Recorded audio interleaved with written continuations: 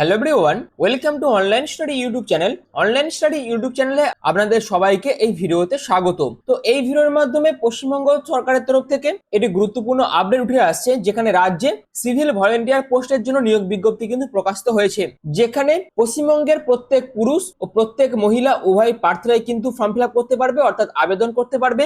যেখানে আবেদন করার জন্য ন্যূনতম যোগ্যতা হচ্ছে শুধুমাত্র মাধ্যমিক পাস যদি আপনারা করে থাকেন, সেক্ষেত্রে আপনারা কিন্তু প্রত্যেকেই আবেদনটি করতে পারবেন।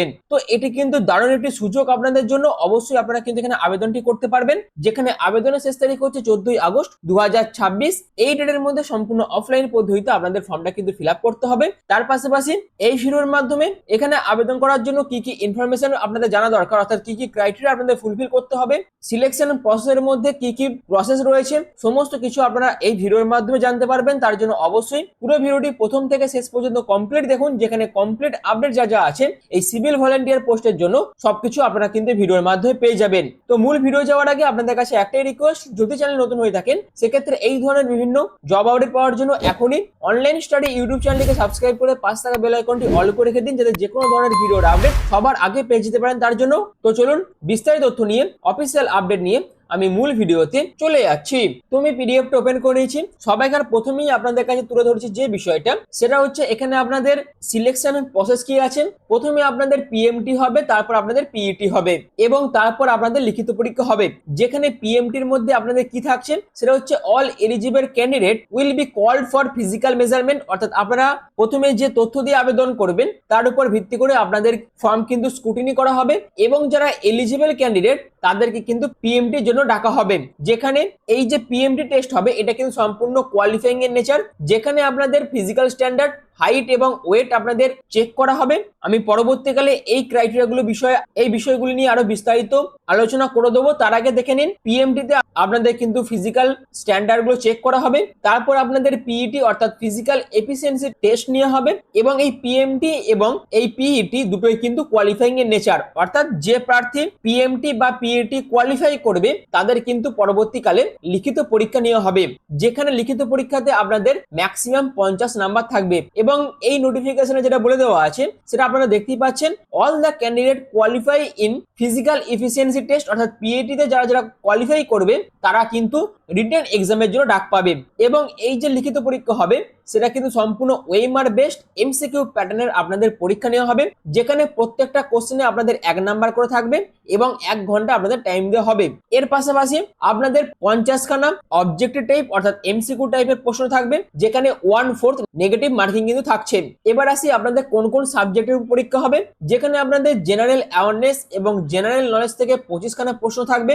এলিমেন্টারি ম্যাথামেটিক্স অর্থাৎ মাধ্যমিক স্ট্যান্ডার্ডে আপনাদের ম্যাথামেটিক্স থাকবে, সেখানেও আপনাদের 15 নাম্বার থাকছে। তারপর আপনাদের রিজনিং এবং লজিক অ্যানালিসিস থেকে 10 নাম্বার থাকছে। টোটাল আপনাদের কত নাম্বার পরীক্ষা হবে? 50 নাম্বারের পরীক্ষা হবে। এবং এই 50 নাম্বারের উপর ভিত্তি করে যে প্রার্থী এদের কাট অফ ক্লিয়ার করতে পারবে তারাই কিন্তু পরবর্তী রাউন্ডে চলে যাবে এবং তাদেরই কিন্তু সিলেকশন দেওয়া হবে।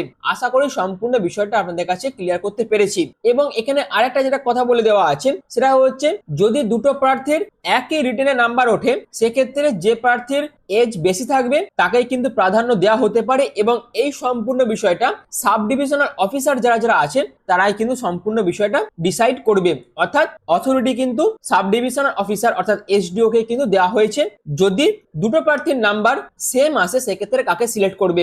আশা করি এই বিষয়টা আপনাদের কাছে ক্লিয়ার করতে পেরেছি। এবার আসি এখানে অ্যাপ্লিকেশন ফি।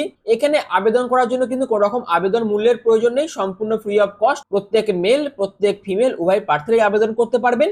যেখানে কি বলে দেওয়া আছে, মেথড অফ অ্যাপ্লিকেশনের মধ্যে আপনারা দেখতে পাচ্ছেন availability of forms, application forms will be available at the SDO office, অর্থাৎ সাব ডিভিশন অফিসে আপনাদের ভিজিট করতে হবে এবং সেখান থেকে আপনারা এই ফর্মটা কালেক্ট করতে পারবেন।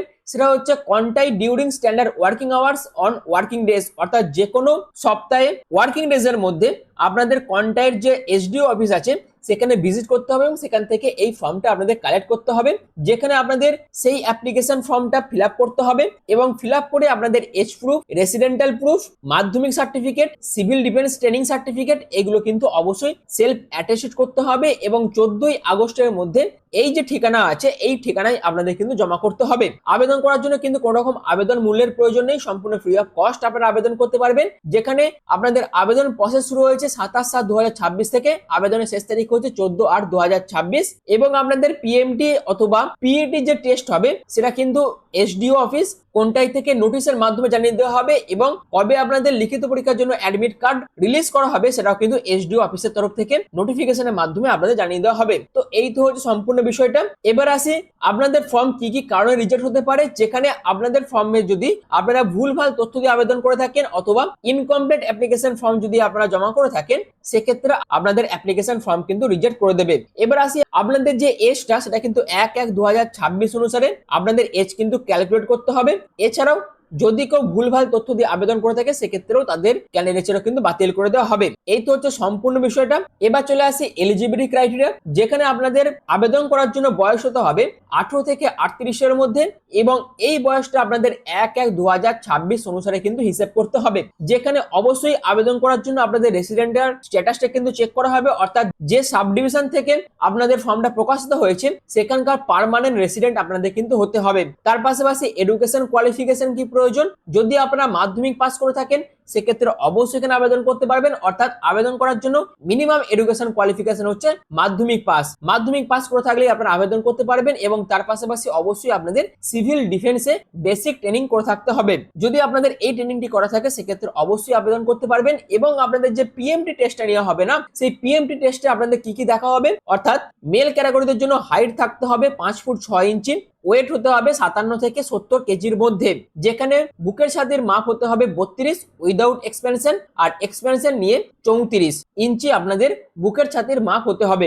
এরপর চলে আসি ফিমেলদের ক্ষেত্রে কিন্তু বুকের ছাতির মাপের অর্থাৎ চেস্ট মেজারমেন্টে কিন্তু কোনো রকম প্রয়োজন নেই, শুধুমাত্র হাইট হতে হবে 4 ফুট 11 ইঞ্চির মধ্যে এবং ওয়েট হতে হবে 45 থেকে 60 কেজির মধ্যে। তো এটা হয়ে গেল পিএমটি। তো এই ক্রাইটেরিয়াগুলো কিন্তু পিএমটি যখন টেস্ট হবে তখন কিন্তু চেক করা হবে। তারপর আপনাদের পিইটি টেস্ট নেওয়া হবে, অর্থাৎ ফিজিক্যাল এফিসিয়েন্সি টেস্ট নেওয়া হবে, যেখানে আপনাদের রানিং কত থাকছে, মেল ক্যাটাগরিদের জন্য 2 মিনিটে 300 মিটার কভার করতে হবে আর ফিমেলদের জন্য অর্থাৎ ফিমেল ক্যাটাগরিদের জন্য 3 মিনিটে 300 মিটার কভার করতে হবে। তার পাশাপাশি সুইমিং এর ক্ষেত্রে 10 মিনিটে 300 মিটার কভার করতে হবে মেল ক্যাটাগরি ক্যান্ডিডেটদের জন্য আর 12 মিনিটে 300 মিটার কভার করতে হবে ফিমেল ক্যাটাগরিতে ক্যান্ডিডেটদের জন্য। ফ্লোটিং ইন ওয়াটার 15 মিনিট আপনাদের ফ্লোটিং ইন ওয়াটার থাকবে মেল ক্যাটাগরিদের জন্য আর ফিমেলদের জন্য থাকছে মিনিমাম 15 মিনিট, একই থাকছে দুটোর ক্ষেত্রে। এবার বলেছে floating in water without external হেল্পের ক্ষেত্রে 3 মিনিট আপনাদের থাকতে হবে মেল ক্যাটাগরিদের জন্য, 2 মিনিট থাকতে হবে ফিমেল ক্যাটাগরিদের জন্য।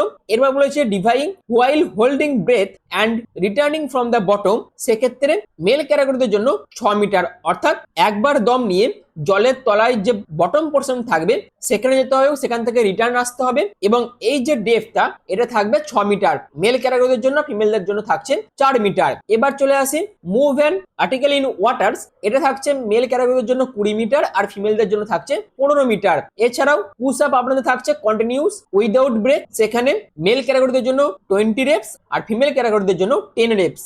এরকম ভাবে আপনাদের ফিজিক্যাল এফিসিয়েন্সি টেস্ট কিন্তু নেওয়া হবে। দুটো টেস্টই কিন্তু কোয়ালিফাইং এর নেচার, যারা কোয়ালিফাই করতে পারবে তাদের কিন্তু পরবর্তীকালে লিখিত পরীক্ষার জন্য ডাকা হবে এবং লিখিত পরীক্ষাতে পাস করলেই আপনাদের কিন্তু সিলেকশন দিয়ে দেওয়া হবে। তো এটি কিন্তু প্রত্যেকের জন্য খুব ভালো একটা অপরচুনিটি, যেখানে এই নিয়োগ বিজ্ঞপ্তি আপনাদের government of West Bengal office of the sub divisional officer কন্টাইয়ের তরফ থেকে প্রকাশিত হয়েছে, অর্থাৎ কন্টাই পূর্ব মেদিনীপুরের তরফ থেকে প্রকাশিত হয়েছে। 23/7/2026 এই নোটিফিকেশনটা প্রকাশিত হয়েছে, যেখানে কি বলে দেওয়া আছে, অ্যাপ্লিকেশন আর hereby invited from existing civil defense volunteer of the Kontai subdivision for the engagement of Nulia civil defense volunteers under the jurisdiction of the subdivision office কন্টাইয়ের আন্ডারে আপনাদের কিন্তু এই নুলিয়া সিভিল ডিফেন্স ভলেন্টিয়ার পোস্টের জন্য নিয়োগ বিজ্ঞপ্তি কিন্তু প্রকাশিত হয়েছে। টোটাল শূন্যপদ কত আছে সেটা হচ্ছে 45টা, যেখানে মেল ক্যাটাগরিদের জন্য 30টা আর ফিমেলদের জন্য 15টা মতন শূন্যপদ আছে। তো এই তো হচ্ছে সম্পূর্ণ বিষয়টা, অর্থাৎ নুলিয়া সিভিল ডিফেন্স ভলেন্টিয়ার পোস্টের জন্য কন্টাই সাবডিভিশন অফিস থেকে যে নিয়োগ বিজ্ঞপ্তি প্রকাশিত হয়েছিল সেটা আমি আপনাদের কাছে তুলে ধরলাম। এইরকম বিভিন্ন সরকারের যে ডুবুরি ভলেন্টিয়ার যারা থাকে, অর্থাৎ নুলিয়া সিভিল ডিফেন্স যে সমস্ত ভলেন্টিয়ার গুলি আছেন এই সমস্ত পোস্টের জন্য সামনের দিনে কিন্তু বিভিন্ন সাব ডিভিশন অফিস থেকে এরকমই নিয়োগ বিজ্ঞপ্তি কিন্তু এর পরবর্তীতে প্রকাশিত হবে। যেহেতু এটা পূর্ব Medinipur Contai sub divisional office থেকে এই নিয়োগ বিজ্ঞপ্তি প্রকাশিত হয়েছে, তার জন্য সামনের দিনেই আপনাদের যে নিয়ারেস্ট এসডিও অফিস আছে সেখানেও কিন্তু এই রকমের বিভিন্ন ভলেন্টিয়ার পোস্টের জন্য, সিভিল ডিফেন্স ভলেন্টিয়ার পোস্টের জন্য নিয়োগ বিজ্ঞপ্তি কিন্তু খুব শীঘ্রই প্রকাশিত হবে। এবং অবশ্যই আপনাদের নিয়ারেস্ট এসডিও অফিসের নাম কি সেটা অবশ্যই কমেন্ট সেকশনে মেনশন করবেন। তার পাশাপাশি আপনাদের বিডিও অফিসের নাম কমেন্ট সেকশনে মেনশন করবেন, যাতে আপনাদের এসডিও অফিস বা ডিএম অফিস বা বিডিও অফিস থেকে যখনই কোনো নিয়োগ বিজ্ঞপ্তি প্রকাশিত হবে তার আপডেট যাতে সবাইকার আগে এই অনলাইন স্টাডি ইউটিউব চ্যানেলের মাধ্যমে আপনারা পেয়ে যেতে পারেন। তার জন্য অবশ্যই এখনই চ্যানেলটিকে সাবস্ক্রাইব করে পাশে থাকা বেল আইকনটি অল করে রেখে দেবেন এবং আপনারা কোথা থেকে ভিডিওটি দেখছেন সেটাও কিন্তু অবশ্যই কমেন্ট সেকশনে মেনশন করে দেবেন। আর যদি এই ইনফরমেশনটি আপনাদের কাছে ভালো লেগে থাকে এবং এখানে যদি আপনারা আবেদন করতে ইচ্ছুক থাকেন, সেক্ষেত্রে অবশ্যই এই কন্টাই সাব ডিভিশন অফিসে গিয়ে ফর্মটা কালেক্ট করে আপনারা কিন্তু ফ্রি অফ কস্ট এখানে আবেদন করতে পারবেন। কিন্তু একটা কথা মাথায় রাখবেন, এখানে তাড়াতাড়ি আবেদন করতে পারবে যারা যারা এই কন্টাইয়ের স্থায়ী বাসিন্দা হবে, তাড়াতাড়ি কিন্তু এখানে আবেদন করতে পারবেন। তো যারা যারা এই সমস্ত ক্রাইটেরিয়া ফুলফিল করতে পারবেন তারা তারা অবশ্যই এখানে আবেদন করে এই সুবর্ণ সুযোগটি কাজে লাগাতে পারেন। সামনের দিনে এরকম বিভিন্ন জব আপডেট আপনাদের কাছে তুলে ধরবো এই চ্যানেলের মাধ্যমে, এবং সেই সমস্ত জব আপডেট পাওয়ার জন্য অবশ্যই অনলাইন স্টাডি ইউটিউব চ্যানেলকে সাবস্ক্রাইব করে পাশে থাকা বেল আইকনটি অল করে রাখবেন। আর ভিডিওটি এখনের মতন এটুকুই। পুরো ভিডিওটি প্রথম থেকে শেষ পর্যন্ত দেখার জন্য আপনাদের প্রত্যেককে অসংখ্য ধন্যবাদ।